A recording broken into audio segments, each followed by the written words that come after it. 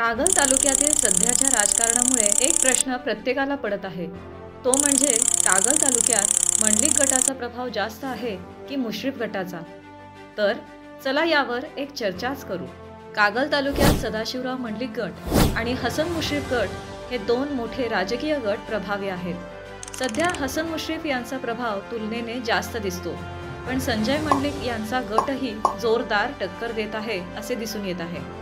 दोघांच्या प्रभावाची तुलना करायचीच झाली तर ती अशी करू की कागल विधानसभेत हसन मुश्रीफ यांचा प्रभाव कधी-कधी जास्त का वाटतो। त्याचं पहिलं कारण असं की सातत्याने निवडून येण्याचा मुश्रीफ यांचा रेकॉर्ड। हसन मुश्रीफ हे 1999 पासून सलग 6 वेळा 1999, 2004, 2009, 2014, 2019 कागल मतदारसंघातून आमदार म्हणून निवडून आले आहेत। त्यांनी राष्ट्रवादी काँग्रेसच्या माध्यमातून मजबूत गड निर्माण केला आहे। यासोबतच मतदारसंघातील केलेली अनेक विकास कामे, कागलमध्ये मोठ्या प्रमाणात पाणी पुरवठा, रस्ते आणि आरोग्य यासारख्या पायाभूत गरजांची त्यांनी पूर्तता केली आहे। तसेच मुश्रीफ यांनी गोकुळ दूध संघ आणि विविध सहकारी संस्था यांच्या माध्यमातून मोठा जनसंपर्क राखला। शिक्षण संस्था आणि स्थानिक रोजगार निर्मिती यामुळे लोकांचा त्यांना पाठिंबा आहे। यासोबतच मुश्रीफ गटाकडे संघटन मजबूत आहे आणि गावागावात कार्यकर्त्यांचे जाळे आहे। स्थानिक गाव पातळीवरील निवडणुकांमध्ये त्यांचा प्रभाव मोठा आहे। तसेच कागल तालुक्यातील मुस्लिम आणि इतर समाज घटकांचा त्यांना मोठा पाठिंबा कायम मिळत आला आहे। चला आता या विश्लेषणाची दुसरी बाजू देखील जाणून घेऊ। कागलच्या राजकारणात मंडलिक गटाचा प्रभाव किती आणि कुठे आहे।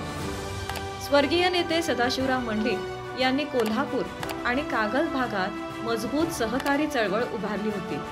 त्यांनी स्थापन केलेल्या शिक्षण संस्थांचा प्रभाव संपूर्ण जिल्हाभर आहे।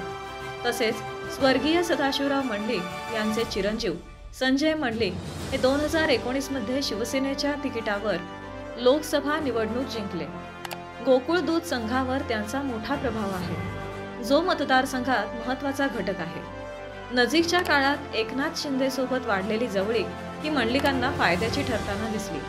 संजय मंडलिक यांनी भाजपा शिवसेना शिंदे गट युतीचा फायदा घेतला आहे। तसेच मंडलिक गटाचा प्रभाव मुख्यतः ग्रामीण भागात आणि सदाशिवराव मंडलिक यांच्याशी प्रेरित असणाऱ्या अनेक मंडलिक समर्थकांमध्ये आहे।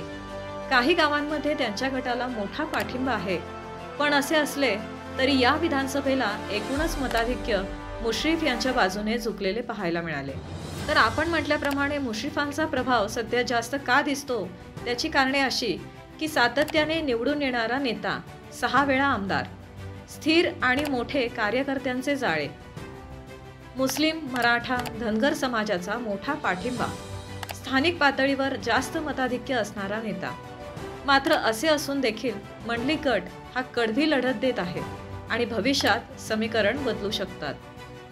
चला जाणून घेऊ भविष्यात काय होऊ शकते।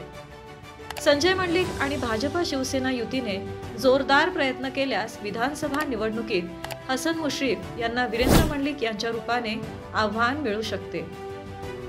मुश्रीफ यांच्यावर भ्रष्टाचाराचे आरोप आणि ईडी चौकशी हे त्यांच्यासाठी अडचणीचे ठरू शकते।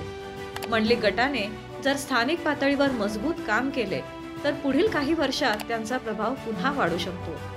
सध्या तर हसन मुश्रीफ यांचा प्रभाव अधिक आहे, पण मंडलिक गट लढत देत आहे आणि भविष्यात परिस्थिती बदलू शकते का? तुमचे मत जरूर कमेंटमध्ये कळवा।